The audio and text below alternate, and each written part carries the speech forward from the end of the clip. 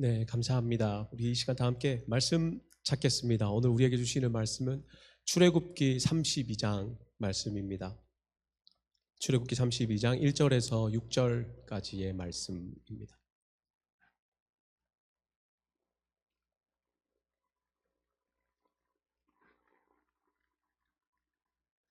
네, 6절의 말씀인데요. 우리 한 절씩 교독하도록 하겠습니다. 제가 1절 읽겠습니다. 백성이 모세가 산에서 내려옴이 더딤을 보고 모여 백성이 아론에게 이르러 말하되 일어나라, 우리를 위하여 우리를 인도할 신을 만들라. 이 모세 곧 우리를 애굽 땅에서 인도하여 낸 사람은 어찌 되었는지 알지 못함이니라.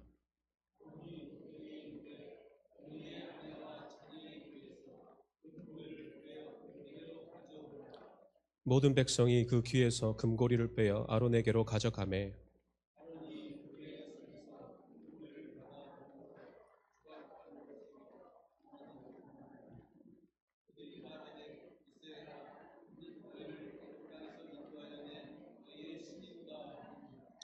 아론이 보고 그 앞에 제단을 쌓고 이에 아론이 공포하여 이르되 내일은 여호와의 절일이니라 하니 이튿날에 그들이 일찍이 일어나 번제를 드리며 화목제를 드리고 백성이 앉아서 먹고 마시며 일어나서 뛰놀더라. 아멘. 오늘 말씀은 우리가 너무 많이 듣고 또 많이 읽었고 잘 알고 있는 광야에서의 금송아지 사건입니다. 이 말씀을 가지고 나는 예배자입니다 라는 제목으로 말씀을 선포하고 또 하나님이 우리에게 어떤 예배를 원하시는지 또 우리가 어떤 예배자가 되어야 할지 함께 생각해 보려고 합니다. 이스라엘 백성이 모세의 인도로 애굽에서 빠져나오죠. 그리고 나서 홍해를 건너고 몇 가지 사건을 겪은 이후에 시내산이라는 곳에 도착을 합니다. 그곳이 출애굽기 19장에 기록되어 있습니다. 그때부터 하나님께서는 모세를 산 정상으로 불러 올리시죠. 그리고 백성들에게 전할 그 말씀을 모세에게 일러주시고 모세는 산 아래로 내려와서 백성들에게 그 말씀을 전하게 됩니다. 이런 과정을 한 2번 정도 반복하게 되는데요. 그러면서 출애굽기 24장부터는 모세가 다시 시내산 정상으로 올라가게 되고 그로부터 40일 동안 계속적으로 머무르게 되죠. 그러다 보니까 이 백성들이 이제 모세가 내려오지 않는 것을 보고 기다림에 지쳐서 작당 모의를 하게 되는데요. 바로 그 상황이 오늘 우리가 읽은 32장 1절이 시작하는 것이죠. 이 1절에서 백성들이 말하기를 우리가 읽었듯이 모세는 어떻게 되었는지 생사가 불분명하니 우리를 인도할 신을 만들자라고 하면서 금송아지를 만들어냅니다. 여러분 지금 이스라엘이 완전히 새로운 신을 만들어낸 것 같아 보이지만은 실제로 자세히 살펴보면은 그들은 이 금송아지를 하나님과 연관시키고 있는 것을 볼 수 있습니다. 4절에서 그들이 금송아지를 보면서 말하기를 이스라엘아 이는 너희를 애굽 땅에서 인도하여 낸 너희의 신이로다라고 말하면서 금송아지를 그렇게 여기고 있죠. 이스라엘 백성을 애굽 땅에서 인도하여 낸 신이 누구입니까? 여호와 하나님이시죠. 자신들이 알고 있던 그 여호와라는 존재를 이제는 눈에 보이는 존재로 금송아지 형상으로 만들어 버렸습니다. 그리고 그렇게 새롭게 탄생한 여호와라는 신이 이제 앞으로 자신들을 이끌어 갈 것이다라고 그렇게 말을 하고 있는 것이죠. 심지어 아론도 5절에서 뭐라고 합니까? 아론이 공포하여 이르되 내일은 여호와의 절일이니라 라고 말을 하죠. 다른 말로 하면 여호와의 축제가 될 것이다 라고 그렇게 아론이 선포를 하는데요. 여호와의 절일, 여호와의 축제라는 말을 쓰면서 그 금송아지 숭배를 하나님께 대한 예배와 연관시키고 있었죠. 다시 말해서 이 사람들은 자신들이 알지 못했던 한 신이 아니라 그들이 알고 있던 여호와 하나님을 자신들만의 방식으로 예배하려고 했고 또 이것을 위해서 금송아지를 만들어내었습니다. 그리고 결국 6절에서 말하기를 이튿날 그 금송아지 앞에서 번제를 드리고 화목제를 드리고 먹고 마시고 일어나서 뛰어놀았다라고 그렇게 묘사를 하는데요. 여러분 여기서 이 뛰어놀았다라는 이 표현은 말 그대로 금송아지 앞에서 뛰어놀면서 춤추며 흥청망청하는 그런 모습을 묘사할 뿐만 아니라 조금 더 깊은 의미로는 남녀 간의 그 문란한 행위도 다 포함하고 있는 말입니다. 여러분, 지금 이 이스라엘 백성들이 이 모든 행위와 금송아지 형상과 그 모든 것들을 어디에서 보고 배웠겠습니까? 자신들이 얼마 전까지 종살이를 하였던 그 애굽에서 보고 습득했던 것이지요. 다시 말해서 이 사람들은 이방 나라 사람들이 그들의 신을 섬길 때 사용했던 방법, 그들의 신을 섬길 때 사용했던 형상, 그 모든 것들을 그대로 도입해서 자신들이 하나님을 예배하는 그 상황에 그대로 적용하고 있는 것이죠. 그들이 옳다고 여겼던 방법으로 그렇게 하나님 앞에 축제를 벌이면서 예배를 드리고 있었습니다. 여러분, 시내산 골짜기에 이스라엘은 지금 다른 누군가가 아닌 하나님을 예배하기 위하여서 모여 있습니다. 먹고 마시며 뛰어노는 그 행위를 통하여서 여호와의 이름을 불렀을 것이고, 뿐만 아니라 그중 몇몇은 일종의 카타르시스 같은 것도 느꼈을 수도 있고요. 그러나 이 모든 것들은 하나님이 원하시는 모습의 예배가 아니었습니다. 오늘 우리는 하나님께 예배를 드리러 모여 있고, 우리 중 그 어느 누구도 금으로 만든 무언가 앞에 혹은 송아지 형상 앞에서 당신이 나의 하나님입니다, 나를 인도하여 주십시오라고 그렇게 말할 분은 안 계실 것입니다.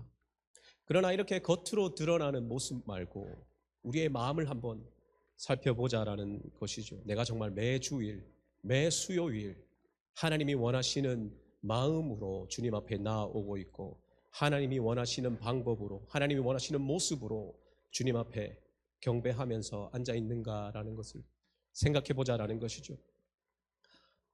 많은 분들이 즐겨 하시는 찬양 중에 내 모습 이대로 사랑하시네, 연약함 그대로 사랑하시네라는 찬양이 있습니다. 맞죠? 하나님께서는 우리의 연약함 있는 그대로 하나님께 나아갈 때에 사랑해 주십니다.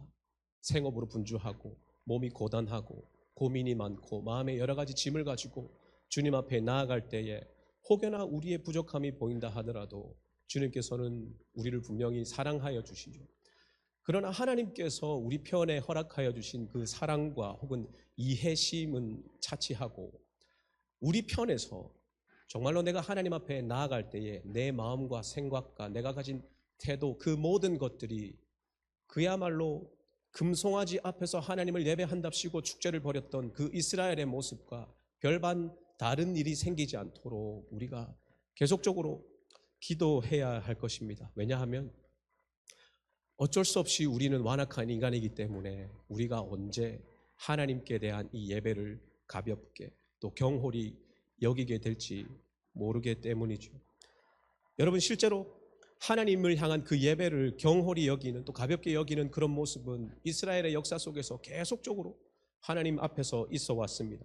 그래서 하나님께서 그 모습을 참다 그리고 보다가 이제 이스라엘에게 하셨던 말씀이 이사야서 1장에 기록되어 있는데요. 우리 이사야 1장 13절을 다 같이 한번 읽어보겠습니다. 헛된 재물을 다시 가져오지 말라.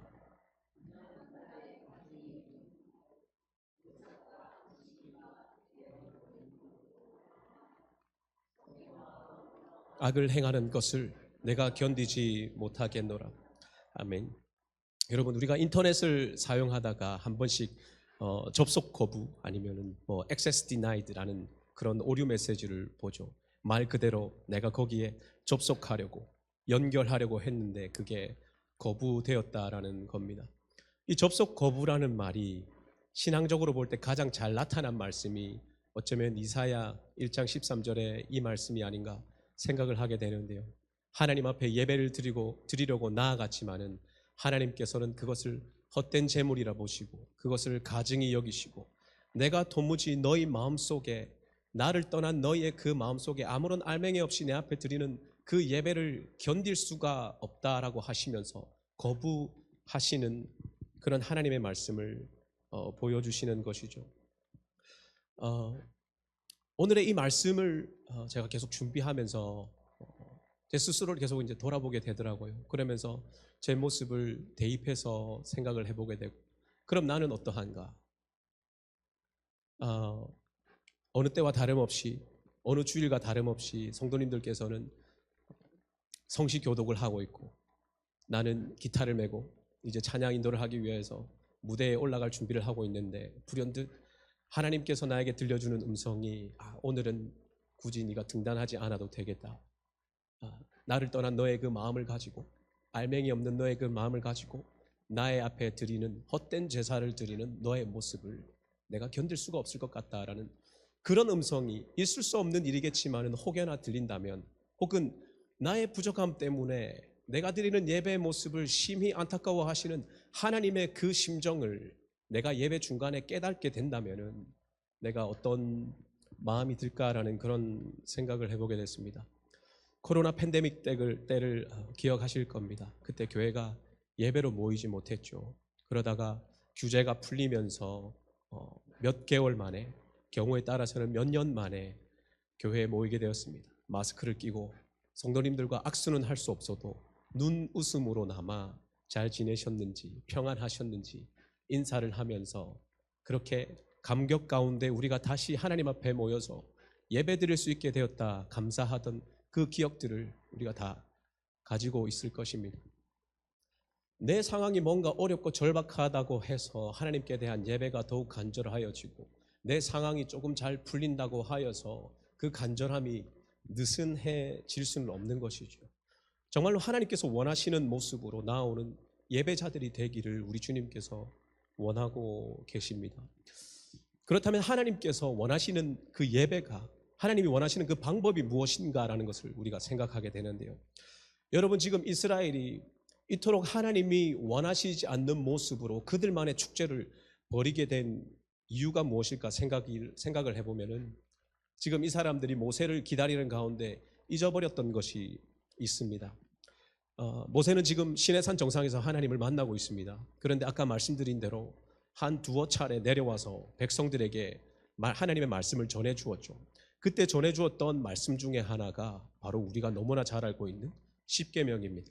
그중 1계명이 너는 나 외에 다른 신들을 내게 있게 말지니, 그리고 2계명은 뭐라고 말씀하십니까? 너를 위하여 새긴 우상을 만들지 말고 그것들을 섬기지 말고 그것들에게 절하지 말라. 이스라엘 백성들은 분명히 알고 있었습니다. 십계명을 들음을 통해서 하나님을 비겨서 어떤 것도 만들어서는 안 되는구나라는 것을 그 사람들은 분명히 알고 있었습니다. 그리고 이 십계명을 다 듣고 있던 그 백성들의 반응이 어땠습니까? 출애굽기 20장 18절과 19절의 말씀인데요. 뭇 백성이 우레와 번개와 나팔 소리와 산의 연기를 본지라 그들이 볼 때에 떨며 멀리 서서 모세에게 이르되 당신이 우리에게 말씀하소서 우리가 들으리이다. 하나님이 우리에게 말씀하시지 말게 하소서 우리가 죽을까 하나이다 라고 대답을 합니다. 십계명을 말씀해 주시는 하나님 앞에서 그분의 임재와 영광 가운데서 이 백성들이 느꼈던 감정은 두려움이었습니다. 죽을 공포를 느끼면서 하나님의 그 명령을 받고 있었지요. 그리고 바로 이어지는 그 구절에서 그들이 두려움에 떨 때에 하나님께서 다시 한번 이상하리만치 이 우상을 만드는 일에 대한 경고를 해주시는데요. 출애굽기 20장 22절에서 말씀하시기를 내가 하늘로부터 너희에게 말하는 것을 너희 스스로 보았으니 너희는 나를 비겨서 은으로나 금으로나 너희를 위하여 신상을 만들지 말고 라고 하시면서 다시 한 번 더 경고를 해주시는 것이죠. 뭔가 하나님께서는 지금 앞으로 내가 이 시내산 기슭에서 벌어질 그 끔찍한 일을 다 알고 있다라고 그렇게 말씀하시는 것처럼 우상을 혹은 하나님의 이름에 비겨서 우상을 만드는 일에 대한 경고를 거듭해 주시는 것이죠. 그 말씀을 할 때에 이스라엘 백성들은 다시 한번 두려워하면서 대답하기를 출애굽기 24장에서 여호와께서 말씀하신 모든 것을 우리가 준행하리이다라고 두 번씩이나 대답을 합니다. 그리고 이 대답을 한 이후에 모세는 시내산으로 다시 올라갔고 그 백성들은 기다림에 점점 지쳐갔던 것이죠. 분명히 하나님의 뜻대로 따르겠다고 했고 여호와라는 이름으로 우리가 그 어떤 우상도 만들지 않겠습니다라고 하나님 앞에 다짐했습니다. 건성건성 대답했던 것이 아니라 죽을 공포와 두려움을 가지고 하나님 앞에 내 주님의 말씀대로 그대로 따르겠습니다라고 이 백성들이 다짐했는데 그랬던 그들이 모세를 기다리는 일이 점점 지루해지니 그때의 그 공포와 두려움은 잊은 채로 보란 듯이 송아지를 만들고 이것이 우리의 하나님이다라고 그렇게 선포를 하고 있습니다. 지금 그들이 잃어버린 것이 무엇입니까? 친히 그들에게 말씀하실 때 들려주셨던 하나님의 말씀과 또 그 말씀을 받을 때의 두려움과 경외심, 그 모든 것들을 송두리째 잃어버린 것이죠. 여러분, 이 이스라엘 백성들이 진정으로 하나님을 바로 섬기길 원했다면 그들은 모세가 다시 내려오기를 기다리기만 하면 되는 거였습니다. 왜 그렇습니까? 아까 살펴보았듯이 모세가 신의 상원으로 다시 올라갔던 것이 출애굽기 24장입니다. 그리고 오늘은 우리가 32장을 읽었습니다. 여기서 금송아지 사건이 벌어지죠.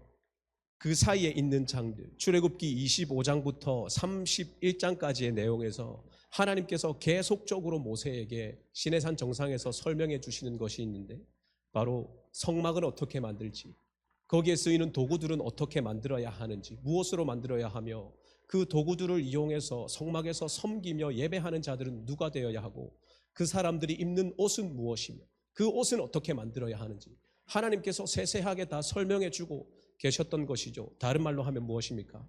앞으로 이스라엘의 예배가 어떻게 드려져야 하는지 하나님께서 모세에게 설명해 주고 계셨다는 것이죠. 그래서 정말 아이러니하게 이 두 가지 사건이 대조되고 있습니다. 시내산 정상에서 하나님께서 모세에게 예배 지침을 주시고 세세하게 설명해 주시고 그 앞에 엎드려 있는 모세의 모습이 그려짐과 동시에 시내산 기슭에서는 자신들만의 방법으로 하나님을 예배하고 축제를 벌이고 있는 그 이스라엘의 어리석은 모습이 그려지고 있는 것이죠. 그 백성들이 모세가 내려와서 다시 하나님의 말씀을 전해주기를 기다렸다면 그들은 그야말로 출애굽 이후에 이스라엘이라는 하나님의 나라로 세워진 그 정체성을 가지고 하나님 앞에 온전하고 완전한, 무엇보다도 하나님이 기뻐하시고 하나님이 알려주신 방법대로 드렸을 그 제사를 하나님 앞에 드렸을 것이라는 것이죠. 여러분, 하나님께서 그 백성들이 주님이 알려주신 대로 예배하기를 원하셨듯이 오늘 우리 역시 하나님의 방법대로 하나님이 원하시는 모습으로 예배드리길 원하십니다. 모세에게는 하나님께서 친히 음성으로 들려주셨다면 오늘 우리에게는 하나님께서 친히 기록하신 말씀, 성경을 통해서 우리에게 알려주시는 것이죠.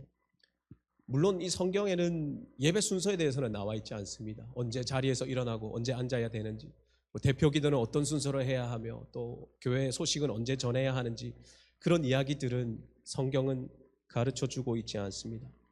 그러나 이 모든 것보다도 가장 중요한 사실 하나를 성경이 가르쳐주고 있는데, 바로 우리의 예배의 유일한 대상이신 하나님이 어떤 분이시며 그분이 어떤 일을 하셨는지 우리에게 분명하게 그리고 완벽하게 가르쳐주고 있다는 것이죠. 여러분, 저는 거의 매주 찬양 시간에 성도님들과 함께 말씀 구절을 읽습니다. 성경 구절을 읽는 이유는 딱히 할 말이 없어서가 아니라 우리가 하나님을 찬양할 수 있는 근거와 이유들이 다 성경에 기록되어 있기 때문입니다. 우리가 하나님이 거룩하시다는 사실을 어떻게 알 수 있습니까? 그분은 신실하신 하나님이시며 자비와 긍휼이 넘치는 분이시며 노하기를 더디하시고 내 부족한 인생을 푸른 초장과 실만한 물가로 인도하셔서 나로 하여금 부족함이 없게 하시는 분이 바로 내가 믿는 하나님이시다라는 것, 존귀하신 분, 찬양받기 합당하신 분, 그런 하나님에 대한 묘사를 우리가 어디서 다 가질 수 있습니까? 성경을 통해서, 오직 성경을 통해서 가질 수 있는 것이죠. 그리고 그 성경에서 깨달은 진리를 가지고 우리가 삶을 살아가면서 몸으로 체험하고 그렇게 내가 체험한 하나님, 성경을 통해서 알게 된 하나님, 내 삶 가운데 역사하신 그 하나님을 우리가 찬양하고 있는 것이죠. 특히 이 성경이 하나님께 대해서 가르칠 때에 가장 중요하게 가르치는 것이 무엇입니까? 바로 우리를 위해서 예수 그리스도께서 치르신 그 대속의 죽음과 부활의 영광, 즉 십자가와 부활이라는 그 복음의 핵심을 신약과 구약 성경은 계속적으로 가르치고 있고, 이것이 바로 하나님과 그 독생자 예수 그리스도께서 그 백성들을 위하여서 하신 일이다라는 것을 끊임없이 가르쳐주고 있는 것이죠. 다시 말해서 이 복음의 핵심이 우리가 찬양해야 할 그 찬양과 예배의 핵심이 되어야 한다는 것입니다. 그래서 뭔가 요즘은 찬양과 그런 경배의 모습들이 많이 현대화되고 또 많은 사람들에게 어필될 수 있는 것 같아서 좋은 것 같으면서도 어떤 면에서는 무언가 세상과는 분명히 구분이 되어 있는데 그러나 또 다른 찬양과 경배라는 기독교 문화가 만들어지는 것 같고, 그러다 보니 뭔가 우리의 유일한 예배의 대상이신 하나님 외에 다른 요소나 그런 것들이 한 번씩 부각되는 부분이 있어서 조심스러운 부분이 있습니다.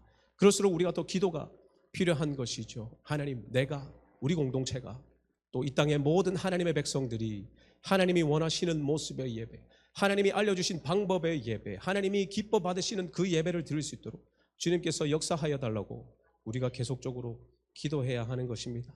결국 우리는 우리 예배의 대상이신 하나님에 대해서 말씀을 통해서 알고 있고, 그 말씀 가운데 자신을 드러내신 그 하나님을 예배하기 위해서 오늘 우리가 이 자리에 앉아 있는 것이죠. 우리가 아까 불렀던 그 임재라는 찬양처럼 주님 이곳에 오셔서 이곳에 앉으소서, 이곳에서 드리는 예배를 받으소서. 오직 주님의 이름만, 다른 그 어떤 것도 아닌 주님의 이름만 이곳에 있으니 우리의 예배를 받으소서라는 고백을 드리는 것이죠. 그래서 말씀 가운데 친히 자신을 계시하시고 주님께서 기뻐 받으시는 그 예배가 드려지는 곳, 우리 가운데 자정하셔서 우리가 함께 하시기를 기뻐하시는 하나님을 향한 그 예배가 드려지는 곳, 그곳이 바로 우리 큰사랑교회의 예배임을 믿고 앞으로 그런 예배가 드려지는 우리 교회가 되기를 소망합니다.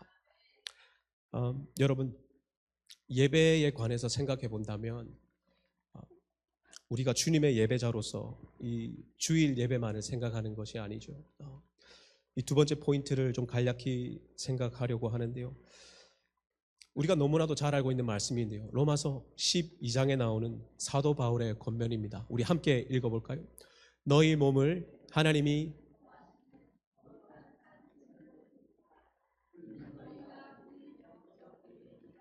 아멘. 하나님은 주일에 이 공간에서 우리에게 영광 받으실 뿐만 아니라 우리가 살아가는 그 삶의 모든 환경 가운데서도 예배 받으시고 영광 받으시기를 원하십니다. 지금 이스라엘 백성들은 애굽에서 종살이를 하다가 구원받았습니다. 그런데 하나님께서 이스라엘 백성들을 구원해 내시는 그 과정을, 출애굽기를 잘 보면은 적어도 10번 혹은 그 이상 계속 등장하는 말이 있습니다. 여기 초록색으로 표시된 글들인데요. 제사를 드린다, 하나님을 섬기게 한다, 절기를 지킨다. 한마디로 하면은 내 백성을 내어 보내라. 그들이 나를 섬길 것이다, 나를 예배할 것이다 라고 하나님께서 말씀하시는 것이죠. 다시 말하면 출애굽의 목적은 하나님을 예배하는 공동체로 이스라엘을 만드시기 위함이었던 것입니다. 그리고 이스라엘이 애굽에서 나올 때에 하나님이 허락하셨던 많은 복들 중에 하나는 출애굽기 12장에 기록되어 있는데요. 출애굽기 12장 말씀을 한번 읽어보겠습니다. 이스라엘 자손이 모세의 말대로 하여 애굽 사람에게 은금 패물과 의복을 구하매 여호와께서 애굽 사람들에게 이스라엘 백성에게 은혜를 입히게 하사 그들이 구하는 대로 주게 하심으로 그들이 애굽 사람의 물품을 취하였더라.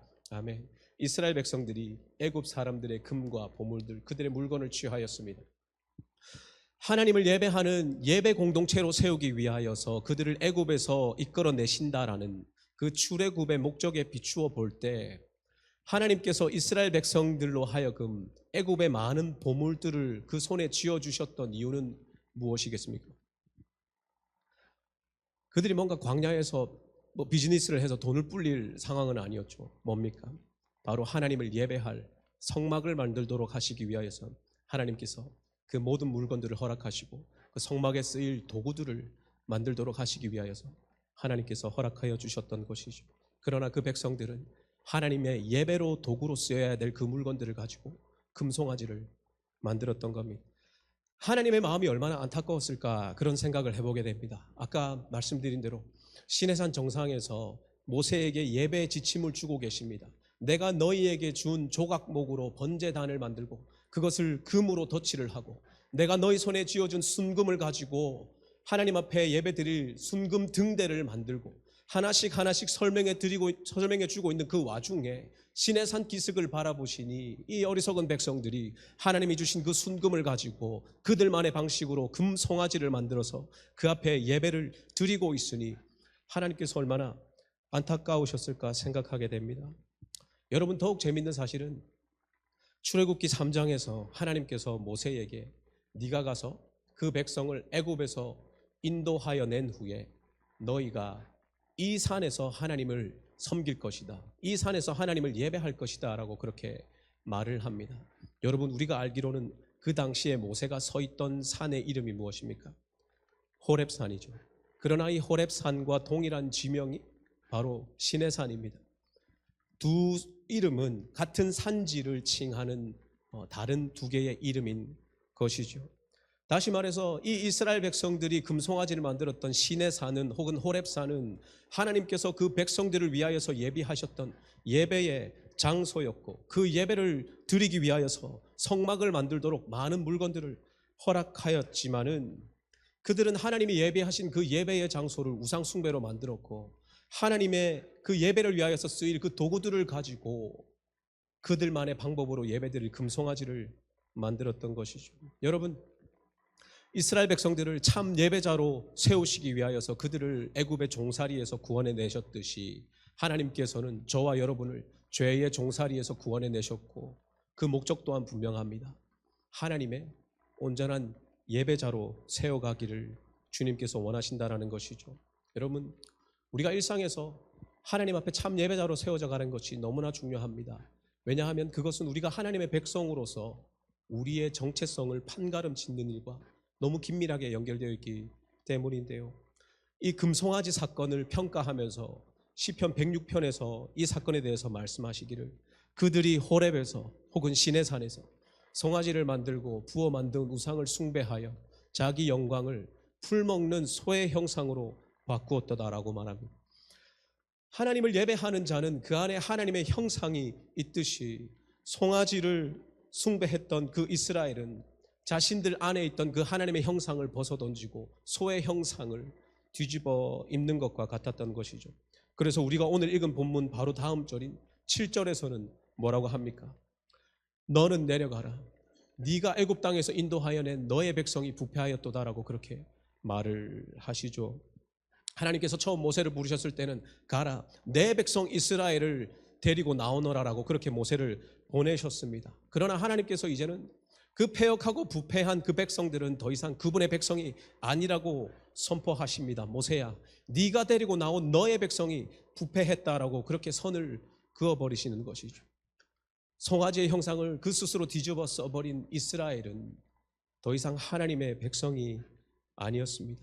이런 의미에서 예수 그리스도께서 우리를 위해서 행하신 구원의 희생은 바로 저와 여러분이 잃어버렸던 그 하나님의 형상을 회복시켜 주시기 위함이었던 것입니다. 이 구원의 은혜를 입지 못했다면 저와 여러분은 아마도 지금 이 순간도 내가 만들어낸 그 금송아지를 따라서 거기에 하나님이 주신 그 귀한 것들을 쏟아 부으면서 그렇게 살아가고 있었을 것입니다. 그러나 주님께서 우리를 지배하던 송아지 형상과 죄의 형상을 갈아엎으셨고, 태초에 아담을 지으셨을 때 느끼셨던 그 느낌 그대로 하나님이 보시기에 심히 좋으실 만큼 하나님의 형상을 우리 마음 깊은 곳까지 새겨주신 것이죠. 여러분, 우리 인생은 바로 이런 것 같습니다. 하나님이 내게 주신 그 인생과 내게 주신 모든 것을 다하여서 하나님을 예배하고 온전히 그분만을 드러내는 삶을 살아가도록 우리 주님께서 인도하고 계신다는 것이죠.